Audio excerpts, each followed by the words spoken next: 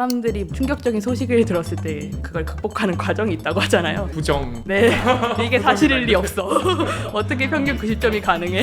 그 다음에는 사실이라면 나는 앞으로 뭐 해 먹고 살지? 나는 이제 할 게 없는데 그냥 구글 딥마인드 방법 쓰면 되지. 나 이제 잘리는 거 아니야? 약간 이런 고민 걱정을 하다가 그 다음에는 뭘 했을까 저 사람들은 뭘 했는데 갑자기 평균 90점을 맞았을까? 새로운 알고리즘 만들어냈을까를 고민하기 시작을 했어요.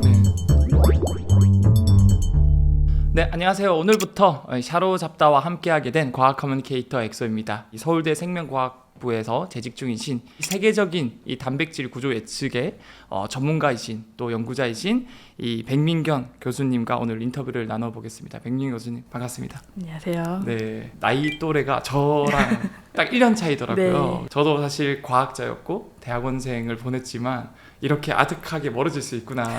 같은 나이지만 그러면서 저는 내적으로도 뭐 많이 응원하고 와 되게 멋진 분이시다라는 생각을 많이 했는데 오늘 본격적으로 백민경 교수님에 대해서 하나부터 열까지 여쭤볼 수 있게 돼서 영광이고요. 이렇게 교수님 이 오피스에 왔는데 네. 제일 눈에 띄었던 게 여기 미역 줄기처럼 보이는 게 눈에 띄더라고요. 네. 또 생화학을 전공한 분들은 아 이거 베타시트, 알파폴드라면서 이 단백질이구나라고 네. 알 수 있는데 이런 거는 어떻게 이렇게 오피스에 놔두게 된 건가요? 사실 이게 제가 포닥을 했었던 베이커 교수님 연구실이 네. 전통이 하나 있어요. 어떤 사람이 이제 자리를 잡아서 떠날 때 그 아, 사람이 했던 연구와 관련된 무언가를 만들어주는 전통이 있는데 네. 이제 저는 데이비 베이커 교수님 연구실에 있으면서 했던 가장 이제 큰 업적이라면 업적일 게 네. 로스타폴드를 개발한 것이라서 제 로스타폴드 논문 표지에 들어갔었던 단백질을 이렇게 3D 프린팅을 해줬습니다. 와 너무 멋지다. 네. 사실 여기에 이스터에그처럼 하나 숨어 있는데 안쪽에 USB 보이시나요? 지금 네. 보니까 여기 로제타 폴드라고 적혀 있고 네. USB가 있네요. 안에 보니까. 네, 사실 그 USB에 로스타폴드의 코드와 아, 학습된 모델 파라미터가 들어 있습니다. 그래서 혹시라도 클라우드가 폭파되는 한이 있더라도 네. 여기 하드 카피로 살아 있을 수 있다는 아. 그런 이스터에그가 숨어 있고요. 미국에서부터 들고 오다 보니 좀 비행기 안에서 험하게 다뤄졌는 약간 부서져서 좀 테이프나 이런 걸로 수선을 해놨습니다. 딱 갑자기 그래서 궁금한 게 교수님은 뭐 당연히 이제 과학적으로 뭐 맹진하거나 그러면 안 되겠지만 네, MBTI 뭐 T인가요, F인가요? 저는 T입니다. T. 네. 그럼 이거 받았을 때 굳이 이렇게 생산성이나 필요성이 없는 거 왜 줬지를 했나요? 아니면 약간 감동을 하셨나요? 일단 굉장히 고마웠고요. 받자마자 색깔은 좀 다른 걸로 해주지라는 생각을 하긴 했습니다. 아 역시 T스러운 또 마인드 생각이셨는데 네. 그러면 이게 결국 또 단백질의 3차원 구조라는 거죠. 제가 알기로 2024년에 또 이 단백질 폴딩 관련해서 또는 네. 구조 예측 관련해서 전혀 예상하지 못했던 분야가 노벨 화학상으로 네. 받았단 말이죠. 그래서 교수님이 또 연구하는 분야이기도 하니까 이 2024년 노벨 화학상 주제 단백질 폴딩이라는 건 도대체 무엇일까요? 단백질이라고 하는 게 우리 몸에서 제일 열심히 일하는 일꾼이잖아요. 그렇죠. 뭐 우리 몸 구석구석 필요한 물질을 수송해주는 택배원 역할을 하기도 하고 맞아요. 우리 몸에서 필요한 물질들을 막 만들어내는 공장의 역할을 하기도 하고 그래서 근데 이 단백질이 그런 일꾼으로서 역할을 할 때는 그 단백질의 3차원 구조가 굉장히 중요해요. 단백질도 그 3차원 구조가 그 기능에 딱 맞도록 잘 접혀야만이 그런 기능들을 할 수 있거든요. 그렇죠, 그렇죠. 그래서 단백질의 아미노산 서열로부터 이 단백질이 어떤 3차원 구조로 접힐까 그럼으로써 어떤 기능을 할까에 대해 고민하는 게 단백질 접힌 문제라고 볼 수가 있습니다. 이게 단백질이 잘못 접히면 질병이 될 수도 있거든요. 가장 인간이 많이 죽게 되는 그런 질병이나 병 하면은 암이 있는데 암도 저는 P53 네네. 분열하는 거 단백질에 네. 돌연변이가 생겨서 네. 계속 분열하는 걸로 알고 있거든요. 네네 맞습니다. 치매 같은 것도 저 팀에도 대표적으로 단백질이 잘못 잘못 잡혀서 접힌 거죠. 네, 아밀로이드 베타 혹은 베타 아밀로이드라고 하는 애들이 보통은 원래는 잘 있어야 되는데 네. 걔네들이 어그리게이션이 되면서 뭐 잘못 접히면서 구조가 이상해지고 그런 것들이 이제 뭐 침착되면서 질병이 생긴다라고 이해를 하고 있습니다. 인류가 가지고 있는 질병을 대부분 해결할 수 있는 최고의 툴이 될 수도 있겠네요. 네, 사람들이 그래서 많이 기대를 했었던 거예요. 그래서 단백질 구조 예측이라고 하는 게 그냥 단순히 단백질의 3차원 구조가 어떻게 생겼는지 알아보자가 아니라 네. 그 3차원 구조를 이해함으로써 이 단백질이 왜 기능을 하는가 그리고 이게 왜 질병과 연관될 수 있는가 역으로 질병을 치료하려면 그럼 어떻게 해야 하는가 이렇게 계속 꼬리에 꼬리를 물고 이제 인류의 삶을 좀 더 윤택하게 만들어줄 수 있는 분야로 확장이 되다 보니까 그 가장 첫 단추로서 이 단백질의 구조 예측 단백질 접힌 문제를 생각했던 거고요. 그래서 구글 딥마인드의 알파폴드 팀이 그 문제를 해결한 공로로 이제 노벨 화학상을 받았죠. 그러면은 이 단백질 구조 예측을 정확하게 한다면 예를 들자면 여기가 이제 뭐 큰 질병을 유발하는 네. 부위라고 하면은 여기가 세모인지 네모인지 동그라미인지 우리는 모르는데 그걸 제대로 예측한다면은 아 세모구나. 그럼 세모에 맞는 항체를 개발해서 딱 막으면은 이제 이런 이 독성 있는 부위가 중화되면서 질병을 고칠 수 있는데 네, 그런 식으로 작동을 할 수 있습니다. 근데 이게 세모인지 네모인지 뚜렷하게 모르면은 이걸 막을 수 있는 항체도 제대로 개발 못하고 네, 그렇죠. 그런 식으로 네. 작동하는구나. 근데 여기서 또 제가 궁금한 게 이번 노벨상을 받는데 큰 도움이 됐던 게 또 인공지능을 활용을 했다고 하더라고요. 인공지능이 어떤 도움을 줬나요? 이 단백질 구조 예측 문제를 그동안 사람들이 연구를 해오면서 발견한 게 좀 진화적으로 연관이 있는, 그래서 공통의 조상으로부터 이렇게 나온 단백질들은 다 비슷하게 생긴 거예요. 예를 들어서 뭐 헤모글로빈이나 미오글로빈과 같이 우리 네. 몸에서 산소를 저장하고 있는 역할을 하는 단백질이 네. 있는데 얘네들은 사람의 미오글로빈이나 네. 뭐 말의 미오글로빈이나 심지어 참치의 미오글로빈까지 다 비슷하게 생겼어요. 어떻게 보면 공통 조상이 같으니까 네. 거기서 이제 분화됐으니까. 네, 그래서 부모님 사진을 보고 네. 저를 보면 아 닮았다 약간 이런 것처럼 네. 단백질들도 조상부터 자기 이렇게 이르기까지 약간씩의 돌연변이들이 변이가 생기니까 있지만, 약간씩의 네. 변화는 아미노산 서열의 변화는 있는데 네. 걔네들의 3차원 구조 생김새는 정말 놀랍도록 닮아 있거든요. 그래서 사람들이 이제 거기서 착안을 해가지고 네. 내가 구조가 궁금한 단백질에 대해서 얘네들의 사촌 단백질들을 다 찾아보자, 친척 관계에 있는 단백질들을 다 찾아보자 했을 때 걔네들을 모아놓고 보면 각각의 아미노산 서열은 다 다르지만 네. 공통의 구조 패턴이 보이지 않을까? 여기 그 이런 생각을 한 인공지능이 거예요. 잠재적 패턴을 되게 잘 찾으니까. 맞아요. 인공지능한테 시킨 거군요. 네, 그렇습니다. 그래서 조금 더 엄밀하게 말씀을 네. 드리면 예를 들어서 미오글로빈이 산소를 붙잡는 역할을 하는데 네. 산소를 붙잡으려면 뭐 포켓의 모양이 산소를 붙잡는 부분의 모양이 이렇게 손 네. 모양처럼 손 생겨야 모양이다. 된다고 했을 때 이 손 모양을 유지할 수 있어야 되는 건데요. 얘네 둘이 사실 동시에 바뀌면서 네. 이 상호작용만 유지시켜 줄 수 있으면 돼요. 그래서 생각보다는 그 패턴이 복잡해요. 둘이 동시에 바뀌는 것들도 찾을 수 있어야 돼서 단백질의 구조 정보가 단백질의 진화 정보 안에 숨어 있다는 걸 사람들이 깨달은 순간부터 이제 구조 예측 문제가 어떻게 하면 진화 정보 안에서 패턴을 잘 찾을까 문제로 바뀐 거고 그게 바로 AI가 이제 접목되기 시작한 부분인 거죠. 이제 구글 딥마인드 같이 원래 AI를 잘 활용하던 팀들이 AI를 가지고 단백질 구조 예측 분야에 뛰어들기 시작을 했던 거죠. 어떻게 보면 이 샤르자타 인터뷰에서도 백미윤 교수님이랑 저랑 자리가 바뀌더라도 네. 크게 뭐 인터뷰에 문제는 그쵸? 없으니까 네. 그런 것처럼 네. 동물들 사이에서도 바뀌었을 때 크게 문제가 되는 것들은 다 어떻게 보면 멸종하거나 죽었고 네. 바뀌었는데 기능 이제 구조가 똑같고 구조가 기능도- 똑같으면 네. 기능이 유지되니까 맞아요. 그런 애들만 살아남은 거 단백질이 그런 애들만 네. 알겠습니다. 얘기 들어보면 들을수록 되게 재밌는데 그러면 또 이 단백질 구조 예측 분야에서도 캐스프라는 그런 네. 월드컵이 있더라고요. 맞아요. 근데 거기에서 이제 전 세계에서 내로라 하는 그런 전문가들이 나와서 이제 문제를 제시하면은 이제 예측해가지고 점수를 매기는데 항상 이렇게 점수가 이렇게 쫙 이렇게 리니어하게 있는데 어느 순간부터 인공지능을 적용한 네. 이 하사비스 팀이 막 더블 스코어를 막 네. 기록하고 뭐 그런 맞습니다. 결과가 어느 순간부터 나왔다고 하더라고요. 네네네. 그때 사실 그 전까지만 해도 제가 알기로 이 베이커 교수님 랩이 독보적인 1등 뭐 아니면 또 상위권을 네. 기록한 걸로 알고 있었는데 갑자기 이렇게 이 초격차 네. 같은 걸 봤을 때 교수님께서는 어떤 감정이셨나요? 되게 궁금하네요. 네. 그래서 사실 이제 구글 딥마인드가 캐습에 2번 참여를 했는데요. 네. 첫 번째는 모든 연구자들이 인공지능의 희망을 맛봤어요. 아 이거구나 이렇게. 네, 이거구나. 이 인공지능을 쓰면 이 문제 해결할 수 있는 거구나. 아직 네. 근데 해결은 되지 않은 딱 그 네, 상태의 네. 희망편이었어요. 그래서 원래 다들 100점 만점에 한 40점 도토리 키재기 하고 있을 때 처음 구글 딥마인드가 참여했을 때 2018년이었는데 그때 처음으로 60점 이렇게 맞기 시작을 했거든요. 그래도 이제 노력하면 우리도 할 수 있겠다 네네. 싶은 정도의 점수였는데 네. 그래서 사실 저도 그때부터 인공지능을 공부하기 시작을 했거든요. 저는 그거 보면서 참 대단한 게 저는 그거 보면서 인공지능한테 잘해야 되겠다. 뭐잘 닦아주고 뭐 나중에 우리가 정복 당할 수도 있겠구나 네. 했는데 또 교수님께서는 그거에 대해서 아 인공지능 공부해야 되겠다. 네. 내 과학 분야랑 접목해야 되겠다.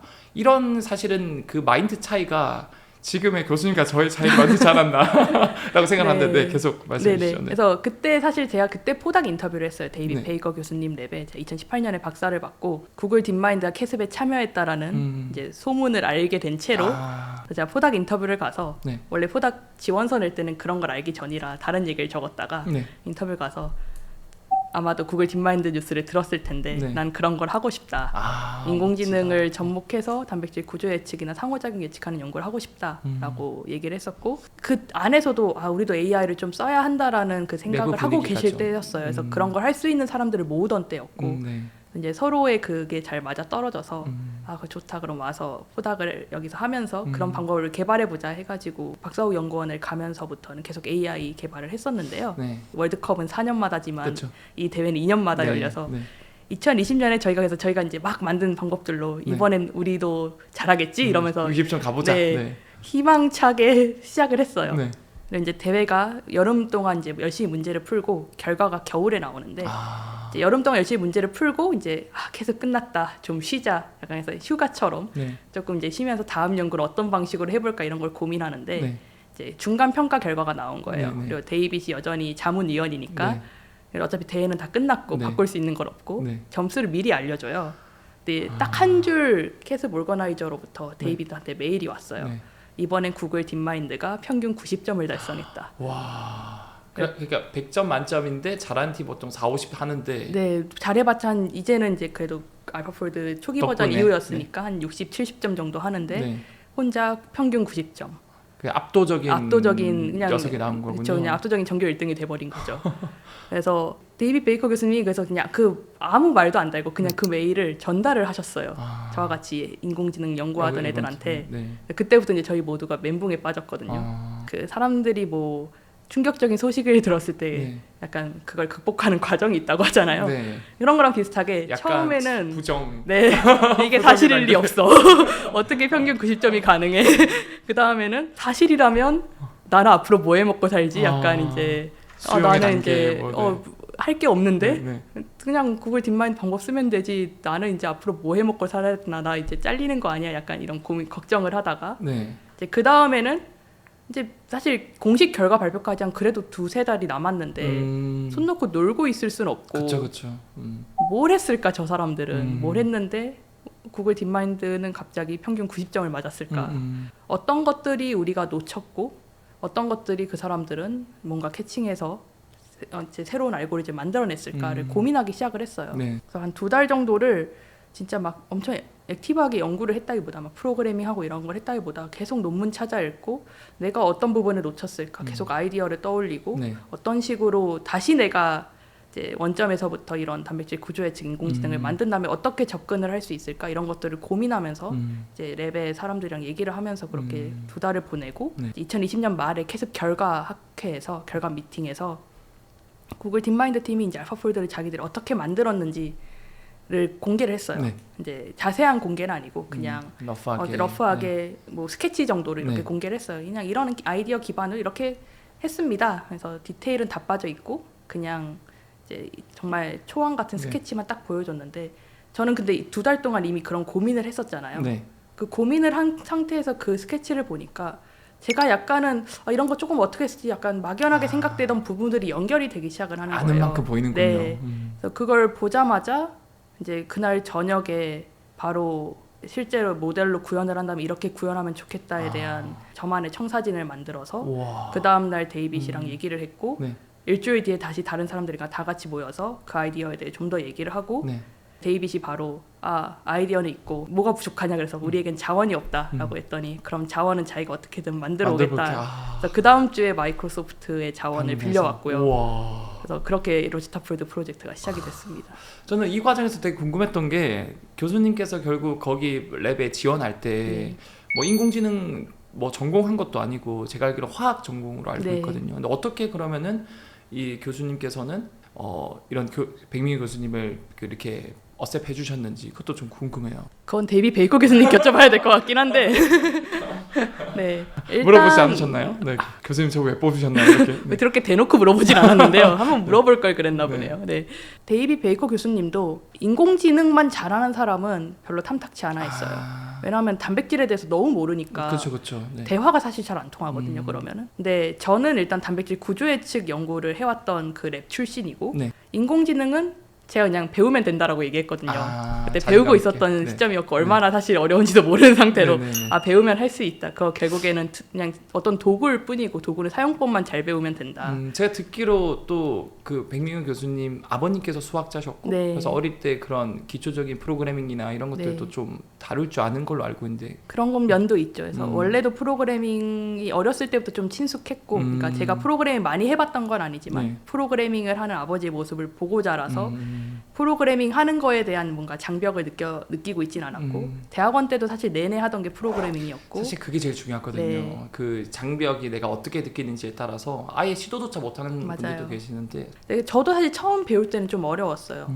AI라고 하는 게 기존의 프로그래밍이랑은 많이 달라서 네. 그래서 처음에 그래서 인공지능 겨울 학교도 가보고 여름 학교도 가보고 하면서 그런 그러고 기초들을 좀 배우려고 했던 것 같아요. 근데 이제 그런 걸 배우다 보니까 어느 순간 AI라고 하는 게 좀 그래도 어떻게 돌아가는 앤지 작동을 하는 앤지는 좀 이해가 되기 시작을 하는데 이제 그때부터는 도대체 이게 그래서 단백질 구조 예측이랑 어떻게 접목될 수 있는 건지가 잘 안 보였어요. 그게 너무 어려웠어요. 그래서 그때부터는 반대로 이제 공부를 하기 시작했어요. 저희 분야에서 그래서 저희 분야 논문은 제가 친숙하니까 네. 저희 분야에서 인공지능을 쓰는 방법들이 이제 조금씩 나오고 있었는데 그럼 그 논문들에서 인공지능을 왜 썼는지 어디에 어떻게 썼는지 썼는지 네. 그게 정말 잘 쓴 게 맞는지 이런 것들을 반대로 공부를 해보면서 인공지능과 제 분야가 연결되기 시작을 했거든요. 그래서 그렇게 공부를 했던 게 나중에는 그냥 인공지능 논문을 읽어도 자연스럽게 이런 인공지능 모델 단백질 문제에 적용한다면 이런 식으로 적용해보면 좋겠다. 이런 연결고리들을 잘 찾게 되더라고요.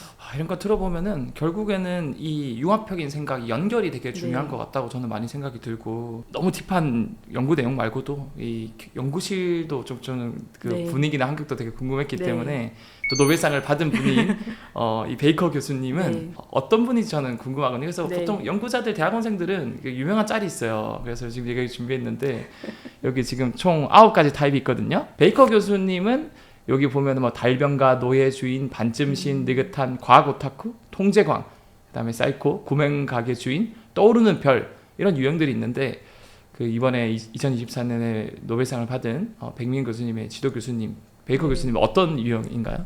일단 반쯤 신이라면 그냥 저는 신이라고 생각을 하고요. 노벨 화학상까지 신이다. 받았는데. 하긴 네. 권력, 명성, 네. 좋은, 모든 걸 가졌다. 근데 네. 그렇다고 하기엔 이제 단점 절대 만날 수 없다는 사실 또 아니었어요. 아니었어서 보통 그 정도로 유명하고 랩에 사람이 100명이 넘어가기 시작하면 네. 얼굴을 못 봐야 그렇죠, 정상인데 그렇죠.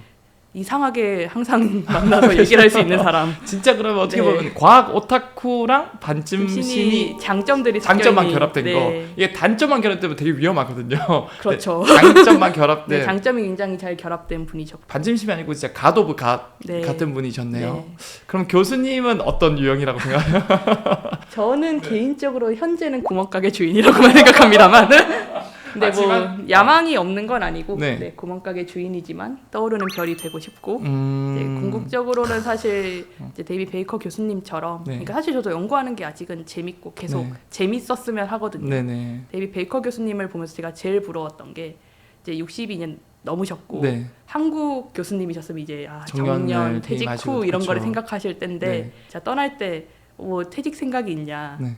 퓨처 플랜 같은 거 생각하는 게 있냐 했더니 자기는 아직 연구가 너무 재밌고 연구 외의 걸 생각해 본 적이 없다. 평생 너무 멋지다. 이렇게 하고 싶다라고 얘기를 하셨는데 네. 저는 그게 되게 멋있었거든요. 저도 저렇게 되고 싶다. 너무 멋있습니다. 사실 스스로 교수님께서는 구멍가게 주인 같다고 말씀하시지만 챗GPT에 물어봐도 세계적인 이제 석학이라고 교수님을 말씀하시는데 진짜 이 구멍가게 주인에서 떠오르는 별을 넘어서 이 반쯤신 또 이제 대한민국에서 빛나는 이제 신 오브 신이 됐으면 하는 바람이고요. 감사합니다. 그러면 교수님께서 이 제1저자가 되신 네. 이 로제타 폴드 연구 사실 이 사이언스지에 내는 것도 쉽지가 않은데 네. 그 사이언스지가 2021년 올해 전체 논문 중에서 최고의 연구라고 선정을 네. 했잖아요. 또 좋은 논문 하면 또 사이테이션이 있는데 네. 인용이 제가 오늘 검색했을 때 4,800편이 넘었더라고요. 네. 자기 PR 좀 해주시죠. 얼마나 좋은 논문이고 얼마나 대단한 연구였는지. 네. 여기선 네. 겸손 빼셔야 됩니다. 네 알겠습니다. 겸손을 빼라고 하셨지만 한 스푼에 일단 겸손을 넣어서 먼저 말씀드리면 네.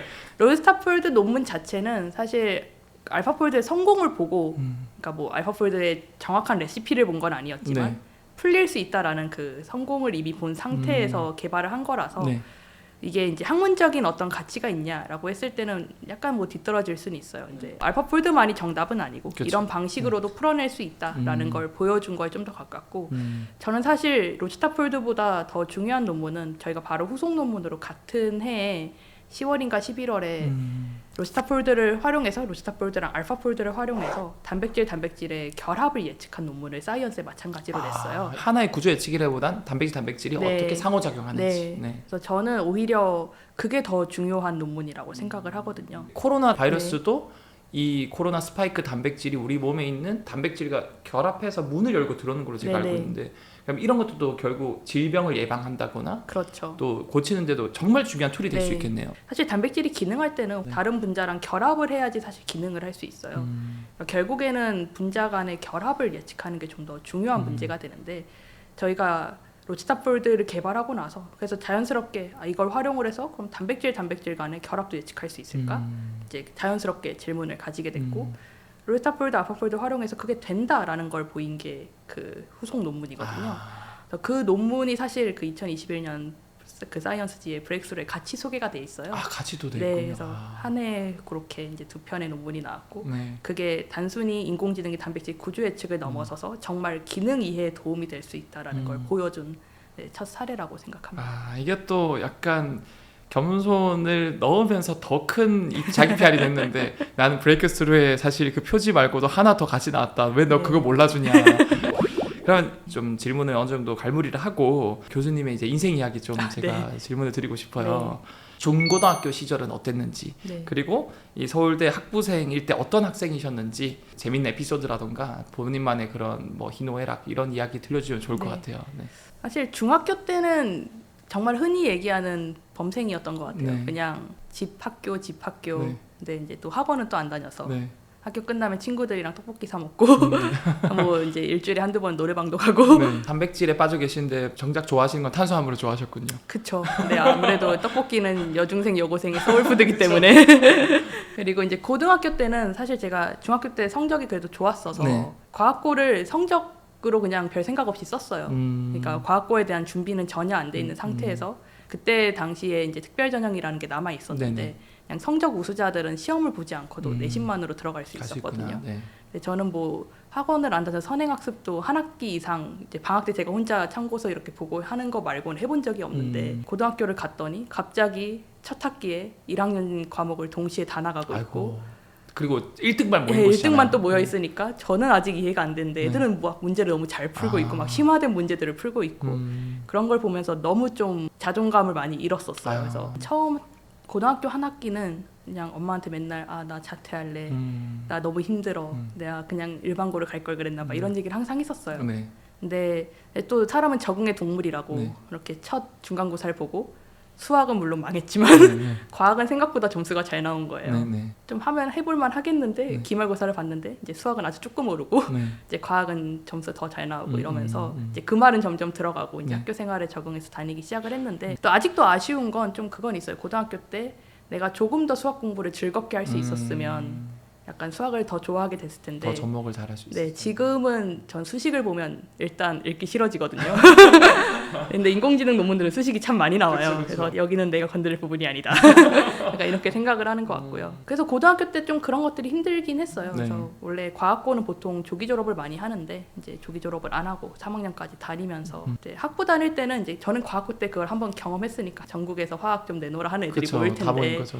네, 거기서 뭐 잘한 애가 있어도 그러려니 약간 이런 것들이 고등학교 때 이미 내성이 생겨가지고 그러면서 그냥 동아리 활동하고 나름 종합대학의 장점, 교양 수업 같은 거 들어보고 또 이제 날 좋으면 버들골에 누워 있다가 다음날 시험인 수업 드랍도 해보고 좀 더 이제 대학교는 자유로운 네, 분위기고 그렇게 지냈었어요. 또 제가 알기로 동아리 또 클라리넷 되게 잘하셨다고. 오케스트라 동아리를 했었고 지금도 오케스트라를 하고 있고요.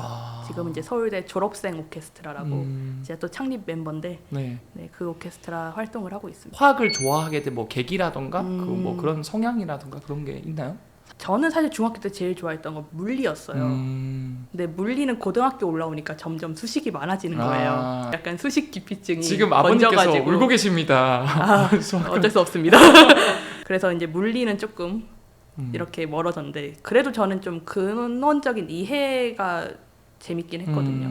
사실 화학을 좋아했던 게 결국 이 세상은 분자로 이루어져 있는데 그쵸, 그 그쵸. 분자에 대해서 연구하는 학문이 화학이었고 하기니까 어떻게 보면 생물은 좀 더 너무 또 두리뭉실하고 네, 제가 생각할 때는 생물은 화학을 잘 이해해야 할 수 있을 것처럼 보였거든요. 네. 위험한 발언. 네. 생물 위해 화학이다. 물론 이제 또 이렇게 얘기하면 물리는 그것도 다 화학 그쵸. 물리에서 시작한 거고 또 시작 올라가면 수학이고 그렇죠. 화학이고 되긴 한데 네. 왜 그러면은 화학에서도 계산화학, 뭐 계산 생물학 이렇게 또 넘어가게 된 계기가 있나요? 내가 제일 좋아하고 제일 잘하는 과목이니까 난 네. 화학과를 가는 게 맞아라고 생각을 해서 왔는데 주기율표도 뭐 랩으로 외우시고 그렇게 하셨나요? 주기율표 못 외웠습니다. 못 외우셨나요? 저는 약간 찾아보면 나오는 거 왜 외워 약간 이 주의이기 때문에 그 확신의 티네요. 네. 그걸 굳이 왜 외워야 돼? 네. 또 그런 거에 대한 반감이 있는 사람이기 때문에 네 그러진 않았는데 화학을 제일 좋아해서 자연스럽게 화학과를 왔는데 이제 뭐 해야 되지? 연구자가 되고는 싶은데 화학을 전공으로 뭐 어떤 연구를 할 수 있을까? 그 당시에 이제 뭐 택시 타거나 이래서 뭐 서울대 가주세요 하면은 꼭 택시기사분들이 뭐 학생 뭐 전공해 이런 걸 물어보신단 네, 말이에요. 네. 화학이라고 하면 10중 8구 무기 만드냐 아니면 화장품 만드냐 이제 좀 있어 보이게 얘기해 주신 분은 뭐 약 개발하냐 약 개발, 이렇게 하시는데 그 중에 신약 개발이 제일 있어 보이잖아요. 네네. 그래서 그냥 막연하게 신약 개발 해야겠다. 진짜 현실적이네요. 네. 네. 신약 개발을 하려면 뭘 배워야 할까 했는데 네. 그때는 신약 개발하면 머릿속에 떠오르는 이미지가 약간 유기화합물들 실제 신약 물질을 합성하고 실험해보고 하는 전형적인 실험화학자의 모습이었어요. 유기화학 수업도 듣고 유기화학 실험도 듣고 하면서 신약 개발하려면 이런 걸 알아야겠지라고 생각을 했었는데 막상 배워보고 실험을 해보니까 저랑 안 맞는 거예요. 막 유기용면 냄새라던가 네. 이런 것들. 그 무엇보다 실험하는 동안 실험실에 매여 있어야 되는 게 너무 싫더라고요. 신약 개발은 하고 싶은데 유기화학은 내 길이 아니다. 이거 어떻게 할 수 있을까를 고민하던 때에 저희 학부에 계산화학 수업이 처음으로 열렸어요. 딱 그 타이밍이 딱 좋았네요. 네. 그래서 궁금하니까 네. 친구들끼리 우르르 들으러 갔어요. 친구 따라 강남 간다고. 네. 너 그 수강 신청해 나도 해야지. 약간 이러면서 갔어요. 네. 근데 그때 제 이제 박사 지도 교수님 수업이었거든요. 그렇게 인연이 돼서 네. 학부에서 석사, 박사까지 간 거군요. 네, 그래서 수업을 들었는데 실험은 단 하나도 하지 않고 컴퓨터만 써가지고 단백질 구조 예측을 하고 신약 물질 유기 분자랑의 결합을 예측을 하고 소위 말하는 이제 웹랩과 드라이랩이 네. 있는데 드라이랩 쪽의 성향의 그런 분야였다는 거죠. 네, 그래서 딱 그걸 보는데 실험을 하지 않고도 신약 개발을 할 수 있네. 나 이거 해야겠다. 천직을 찾은 거네요. 네. 그때 당시에 지도 교수님의 뭐 꼬드김 이런 건 따로는 없었고요.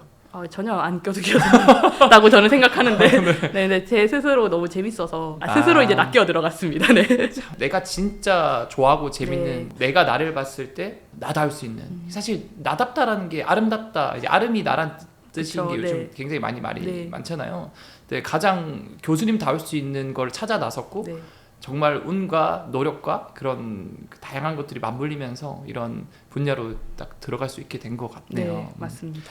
이제는 뭐 인공지능이 단백질 구조랑 연결되고 뭐 다양한 것들이 연결되고 있잖아요.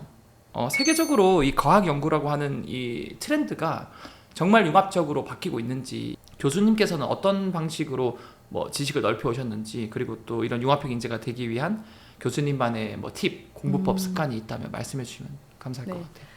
지금 최근의 연구들은 저는 어떤 형태로든 정도의 차이는 있지만 융합 연구로 가고 있다고 생각을 하고요. 네. 그래서 뭐 사실 저도 내가 융합형 인재가 돼야지 하고 공부를 한 건 아니고 뭐 아까 얘기해 주신 것처럼 사실 저는 제가 좋아하는 걸 찾아가면서 하는 스타일이거든요. 네.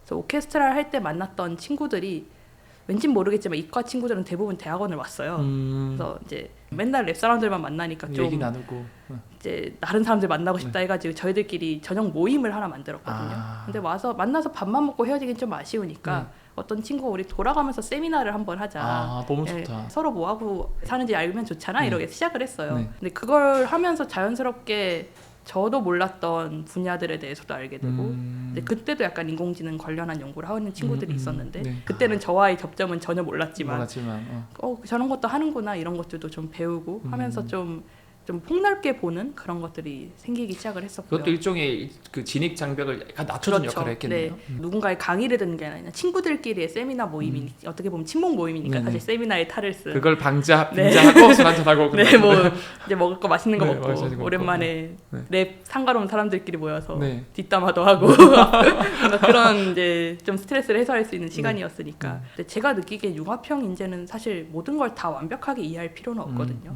제가 생각했을 때 정말 요즘에 융합 연구라고 하는 건 한 사람이 모든 걸 완벽하게 다 이해해서 하는 연구가 아니라 핵심이 되는 질문 한 가지에 대해서 서로 다른 분야의 관점에서 좀 생각할 수 있는 사람이 더 맞는 표현인 것 같아요. 그래서 단백질 구조 예측이라는 문제도 제가 인공지능도 모든 걸 완벽하게 이해해서 그렇죠. 네. 뭐 단백질이라고 하는 것, 생명 현상을 모든 걸 또 완벽하게 이해해서 화학을 다 모든 걸 완벽하게 이해해서 풀어낸 게 아니거든요. 그런 것처럼 내가 풀고자 하는 질문, 결국 연구자는 좋은 질문을 던지는 거니까 그 질문을 잘 던지고 그 질문을 풀어나가기 위한 해답을 찾는 과정에서 다양한 분야에서 이런 관점에서 접근하면 어떨까, 저런 관점에서 접근하면 어떨까를 생각할 수 있는 사람이라고 생각을 해요.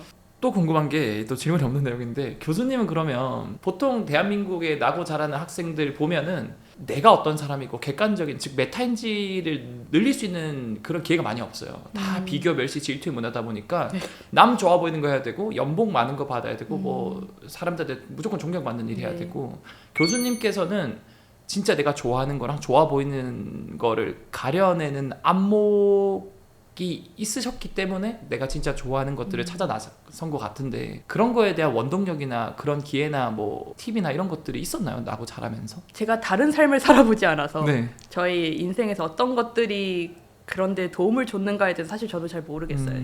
그냥 저의 지금까지 성장 과정을 거치고 났더니 제가 이런 사람이 되어 있는 거에 가까운데 저는 그냥 기본적으로 제 약간 성격인 것 같아요. 일단 하면서 뭘 하든 내가 즐거워야 되고 그 일을 하는 과정에서도 즐거움을 못 느끼고 결과물에도 크게 즐거움을 못 느낀다면 그걸 할 필요가 있을까? 일단 제가 좋아하는 방향이면 일단 가보고 가다가 이건 정말 아닌 것 같다 싶으면 언제든지 다시 돌아오거나 옆길로 빠져도 되니까 그런 부분에 있어서는 사실 그냥 1년, 2년 이렇게 좀 허비하는 게 그렇게 인생 긴데 그 인생 안에서는 사실 굉장히 짧은 시간이고 그렇게 돌아가지 않는 것일 수도 있다. 그게 오히려 나에게 더 많은 경험을 주고 거기서 무언가 나는 또 배워서 성장이 있을 테니까 그런 거에 너무 고민하지 말고 일단 해보자 라고 생각하는 편이에요. 계속 제가 또 교수님 인생 얘기 듣다 보니까 네. 배울 점이 많아서 이것저것 물어보는데 베이커 교수님 랩에서 또 연구자 생활을 하셨잖아요.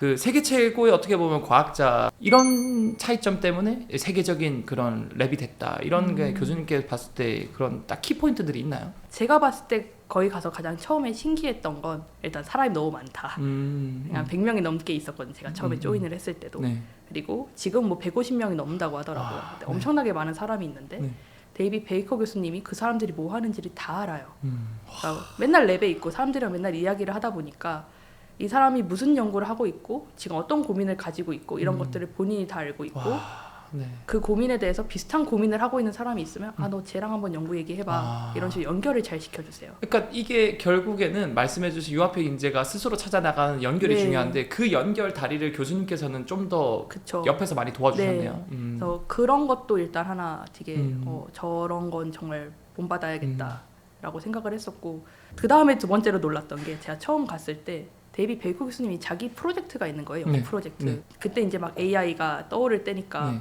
자기도 AI를 이해하고 써먹을 줄 알아야겠다고 본인만의 AI 프로젝트를 하고 계셨어요. 제자들한테 시킨 게 아니고 본인도 본인 연구를 하고 계셨다는 본인의 그 연구 데스크가 있어가지고 대단하시다. 그래서 거기서 AI 모델 학습하는 작은 프로젝트를 하나 만들어서 거의 학부 인턴 연구하듯이 시간 짬날 때마다 프로그래밍도 하고 학습시켜보고 물론 이제 디버깅할 시간은 안 나서 에러가 나면 저한테 이거 무슨 에러냐 하고 혹시 포워딩하면 그러면 랩 미팅에도 교수님도 발표하고 혼나기도 했어요?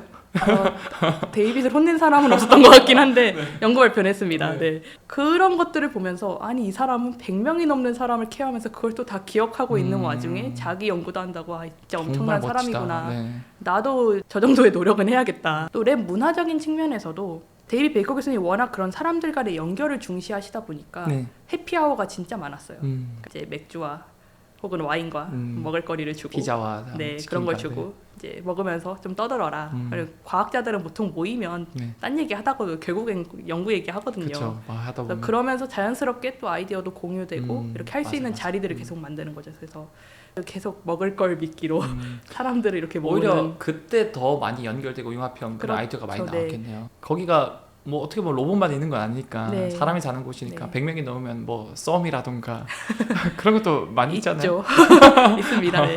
그 안에서 뭐 많은 일들이 일어나잖아요. 교수님은 혹시 없으셨나요? 사실 저도 베이커 랩에 갔던 이유 중에 하나가 그 당시에 제 남자친구 현 남편이 거기에 있었기 때문이기도 하고요. 그래서 거기에 지원했던 이유 중에 하나가 그것도 있고. 역시 네. 이 페니레틴ам인가 이런 옥시토신 호르몬의 영향도 무시할 수 없군요. 네. 모든 건 단백질이네요. 네, 그렇습니다. 그러면은 앞으로의 미래에 대해서 여쭤보고 싶어요.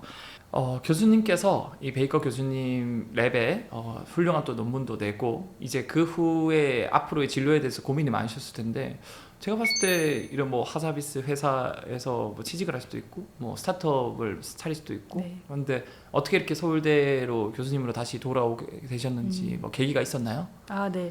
사실 저도 굉장히 고민을 많이 했는데요. 제가 처음에는 꼭 학교의 자리를 잡아야겠다고 생각하진 않았었어요. 학교를 가든 회사를 가든 내가 할 수 있는 연구를 할 수 있는 곳으로 가자라고 생각을 했었는데 그래서 이제 제가 로스타프드 논문을 낼 때쯤에 데이비 베이커 교수님이 한번 물어봤어요. 너의 넥스트 플랜은 어떻게 되냐, 이제 너의 커리어 계획이 어떻게 되냐를 네. 물어보셨는데, 그래서 그때 학교로 가는 거 50%, 회사 취직하는 거 50%다라고 했더니 무슨 소리냐고 너는 무조건 학교에 가야 된다라고 얘기를 하셨어요. 저는 그냥 한 귀로 듣고 한 귀로 흘렸는데 그 다음에 제가 무슨 얘기를 할 때마다 뭐 나 휴가 가도 돼? 아니면 나 뭐 이런 거 해도 돼? 라고 물어봤을 때마다 회사 가는 것만 빼고 하고 싶은 거 다 하라고 자꾸 얘기를 하는 거예요. 그래서 그러면서 왜 그렇게까지 나한테 학교를 그렇게 추천하는 걸까? 그래서 물어봤더니 자기가 생각했을 때는 학교만큼 자기가 하고 싶은 연구를 할 수 있는 곳도 드물고 왜냐하면 회사는 결국엔 그 회사의 비전에 맞춰가야 그렇죠, 되고 그렇죠. 그러다 보면 너가 하고 싶은 일을 못하게 될 수도 있다. 자기는 연구에 뛰어난 재능을 가진 애들이 회사를 가서 그걸 제대로 발휘하지 못하는 경우를 너무 많이 봤다라고 하면서 일단 그런 얘기를 좀 해주셨고 멋있다. 네. 그렇게 고민하던 와중에 사실 로스타폴드 논문이 나왔고 제가 이제 또 한국 매스컴 뉴스 같은 데 좀 오르내리기 시작을 하면서 네네. 한국에서 꽤 많은 연락을 받았어요. 그래서 학생들이 자기도 이런 분야에 관심이 좀 생기고 공부를 해보고 싶은데 이런 걸 하고 싶은데 어떻게 해야 되는지 가르쳐주는 곳이 없다. 라는 사실 기회도 없고 약간 그런 류의 메일들이 좀 많았어요. 그래서 그런 거를 이제 한 번, 두 번 받다 보니까 그럼 차라리 내가 한국의 자리를 잡아서 학생들이 좀 더 이런 분야에 많이 뛰어들게 내가 도와주는 것도 굉장히 보람찬 일이 아닐까라는 생각을 하게 됐고요. 그래서 내가 하고 싶은 연구를 하면서도 이제 나와 같이 연구할 수 있는 동료 연구자들을 계속 키워내는 게 되게 보람 있는 일이겠다라고 생각을 해서 이제 한국으로 이제 학교로 돌아오게 됐습니다. 한국 같은 경우 대한민국은 만년 이공계 순수 과학의 위기라고 얘기를 네. 하잖아요. 제가 여러 유튜브 채널에서도 교수님의 인터뷰 영상이나 이런 연구 내용을 봤는데 다양한 댓글에서도 이런 백민경 교수님 같은 연구자들이 한국에 많아졌으면 이런 반응도 되게 많거든요. 교수님이 생각하시에 이 한국 과학 연구의 현실이나 사회 분위기에 대해서 아쉬운 점은 무엇인지 뭐 사실 정답은 정해져 있는 것 같아요. 저도 뭐 연구자로서 뭐 한 13년, 14년 정도 연구를 했었고 이런 현실을 봤을 때 결국 돈이거든요. 저는 현실적으로 봤을 때 돈인데 이 돈 플러스로 뭔가 교수님이 생각하는 그런 아쉬운 점이 있는지 문제점은 뭔지 네, 의견을 말씀해 주시면 감사할 것 같아요. 네. 그래서 사실 뭐 한국의 이공계 순수가 완전 위기다라고는 하지만 저는 어떻게 보면 포닥 잠깐을 제외하고 쭉 한국에서 배우고 자란 사람이거든요. 그래서 저는 한국의 교육에 그렇게 크게 문제가 있다고 생각하진 않아요. 물론 이제 과열된 그런 교육들은 조금 사교육 시장이나 이런 것들은 좀 차치하고 그쵸. 한국의 교육 과정 자체가 뭔가 문제가 있어서 순수과학의 위기라고 생각하진 않고 결국엔 그런 좋은 연구를 할 수 있는 풍토가 마련되어 있느냐의 문제인 것 같은데요. 사실 제가 한국에 와서 제일 아쉬웠던 건 어떤 연구 분야에 있어서 인프라 투자가 항상 한 발씩 늦는다는 점이었어요. 그러니까 결국에 아까 말씀하신 돈이랑 기결되는 문제가 될 수도 있는데 인공지능이라는 게 떠오른 지 사실 꽤 오래됐거든요. 그쵸. 사실 우리나라는 인공지능을 전 국민이 굉장히 일찍 알았어요.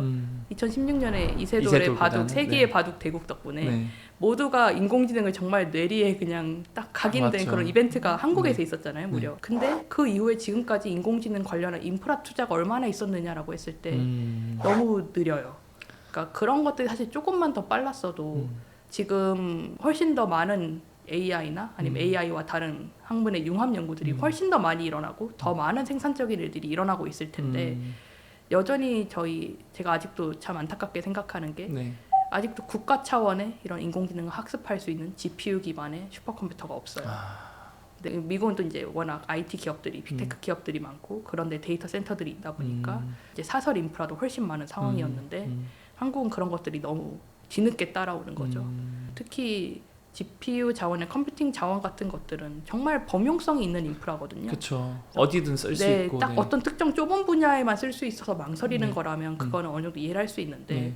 약간 이렇게 범용성이 있는 인프라들까지는 좀 과감한 투자가 투자가 필요하지 음. 않을까 그런 것들도 굉장히 아쉽습니다. 참 이런 거 보면은 안목이 되게 중요한 것 같아요. 교수님께서도 이런 알파폴드를 보고 아 나도 이거 해보면 되겠다 하고 실행력이 되게 중요하다고 생각하는 안목과 이세돌 구단이 그때 충격을 줬을 때 인공지능이 단순히 바둑에만 적용되는 게 아니고 이런 엄청난 파급력이 언젠가는 다른 분야랑도 네. 연결될 수 있겠다. 그걸 캐치한 사람, 그 안목과 실행력. 근데 그 사람이 이제 높은 지도자로서의 위치에 있을 때 그게 저는 삼박자가 맞물렸을 때 네. 대한민국이 바뀌게 된 걸 생각하거든요. 네. 그런 의미에서 이 법적인 제도적인 장치 그리고 그런 걸 만들어주는 어떻게 보면 이제 지도자로서의 역할 그런 것도 네. 되게 중요한 것 네. 같아요. 네. 교수님께서 생각하는 과학자의 길 혹은 이 분야의 매력은 무엇이라고 생각하시나요? 또 교수님의 연구의 원동력이나 보람은 어디라고 생각하시나요? 네. 네. 사실 결국엔 다 같은 답으로 귀결될 것 같은데 저는 저의 재미를 추구하고요. 네. 제 학생들한테도 하는 얘기긴 한데 종종 과학자 혹은 연구자라고 하는 직업은 남들은 저게 왜 궁금해라고 생각하는 질문을 찾아서 네. 그 질문에 대한 답이 뭘까를 고민하는 사람이다. 음. 남들은 저게 애초에 저게 왜 궁금한 거야? 라고 음. 생각할 수도 있는 문제들이기 때문에 네. 결국엔 그 안에서 내가 재미를 잘 찾을 수 있어야 한다라고 얘기를 하고 저도 그렇게 생각을 하는데 내가 생각했던 아이디어들이 실제로 작동을 하면서 내가 궁금했던 문제가 해결돼 가는 걸 네네. 보는 그 과정이 재밌거든요. 그렇죠. 네. 그런 것들이 이제 저를 계속 연구를 하게 하는 힘이 아닐까. 이 연구라는 게 리서치잖아요. 네. 그러니까 서치가 아니고 리서치잖아요. 네. 모든 진리는 우리 주변에 다 있고 그걸 우리가 덮여져 있던 담요를 열어보는 거라고 저는 생각을 네. 해요. 근데 그 열어보는 거에 대한 진짜 재미를 느끼는 친구들이 잘 올 수 있는 그런 네. 기술적인 장치, 도구, 장치, 투자, 뭐 그다음에 이런 교육, 인프라 이런 것들도 네. 되게 중요한 것 같아요. 네. 네. 그렇다면은 이 과학 꿈나무 그리고 학생, 후배 연구자들에게 전하고 싶은 진심 어린 조언이 있나요? 늘 제가 결국 학생들에게 하는 말인데 네. 너가 뭐 할 때 제일 즐거워하는지를 꼭 고민해 보라고 얘기를 해요. 저는 이미 고등학교 때부터 이제 과학고라는 특수한 환경 덕분에 연구를 조금 더 일찍 접할 수가 있었고 네. 그래서 대학에 들어와서도 너무나 당연하게도 나는 연구를 할 거니까 대학원에 가야지라고 생각을 항상 하고 있었어요. 네. 그래서 자기가 뭘 즐거워하는지를 알면 순간순간에 저를 흔드는 일들은 많이 생기지만 내가 어떤 걸 좋아하고 어떤 데서 이제 흥미를 느끼고 어떤 걸 하면서 살아야 즐거워할 수 있다라는 걸 사실 깨닫고 있으면 그렇게 흔들리는 일이 있어도 많이 이제 왔다 갔다 하지 않고 자기만의 길을 갈 수 있다고 생각을 하거든요. 그래서 꼭 이제 자기가 뭘 할 때 가장 즐거움을 느끼는지 그리고 그 즐거움을 느끼는 일을 하면서 살려면 어떤 방향으로 이렇게 진로를 설계하면 좋을지 이런 것들을 고민해 보라고 얘기하고 싶습니다. 마지막 질문입니다. 네. 교수님께서 최종 목표 꿈이 있다면 말씀해 주시면 감사할 것 같아요. 네. 저의 사실 최종 목표는 이제 학생들에게 우스갯소리를 저의 장래희망은 퇴직이다 라고 얘기하지만 그냥 정말 연구가 저의 직업이 아니라 취미생활처럼 제가 즐기면서 할 수 있었으면 좋겠어서 그렇게 얘기하는 것도 있거든요. 네. 저희 이제 최종 목표는 나이가 들어서 더 이상 연구를 하기 힘들 때까지 네. 뭔가 제 나름의 즐거움을 찾으면서 무언가를 연구하는 사람이었으면 좋겠다라고 하는 게 저의 개인적인 최종 목표고요. 네. 이제 뭐 학문적인 측면에서는 사실 지금 생체 분자가 어떻게 생겼고 단백질 같은 게 어떻게 생겼고 어떻게 기능을 하는지 이제 막 이해를 좀 분자적으로 하기 시작한 시점이라서 네. 이런 이해를 넓혀서 좀 생명과학 현상 전반에 대해서 분자적인 수준 그리고 뭐 세포에서의 수준 이런 것들을 다 통합 연결을 해가지고 이해할 수 있는 그런 기반이 좀 마련되기를 제가 그런 걸 만들 수 있기를 사실 희망하면서 연구를 하고 있습니다. 어떻게 보면 개인적으로 일이 아니라 진짜 즐기면서 할 수 있는 연구가 네. 되기 위한 퇴직의 일차원적인 퇴직뿐만 아니라 교수님이 연구하신 이 툴 자체가 결국 전 세계의 이런 질병을 해결해서 더 이상 내가 연구할 네. 게 없는 퇴직으로서의 퇴직도 그렇죠. 하는 바람이 교수님께서도 네. 말씀이신 것 같고 저도 그렇게 이해를 한 것 같습니다. 네. 오늘 또 샤로잡다 이제 새로운 포맷으로 첫 출연자이신데 네. 저는 교수님 오늘 인터뷰 보면서 어떻게 보면 저보다 한 살 어리거든요. 근데 오히려 제가 더 많이 인사이트를 받고 영감을 많이 받아서 저도 삶을 살아가는데 큰 원동력이 될 것 같고요. 이 샤로잡다 오늘 출연해 주셔서 정말 감사합니다. 네. 감사합니다.